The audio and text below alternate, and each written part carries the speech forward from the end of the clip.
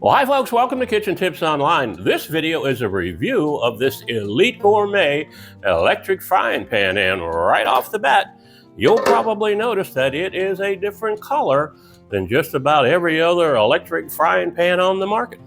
And that's because the surface of this frying pan is ceramic. And that's why I bought it, in addition to the fact that it is dishwasher safe. Or if you prefer, because it's completely immersible, you can wash it in the sink. This frying pan with a ceramic coated nonstick surface is a step up from regular nonstick pans. I was surprised to discover that in most cases, after it cools down, you can simply wipe it clean. If you flip the pan over, you'll notice a 1200 watt heating element built into the bottom. Because this pan heats up quickly and stays hot throughout the cooking process, I use it for cooking garlic shrimp stir fry.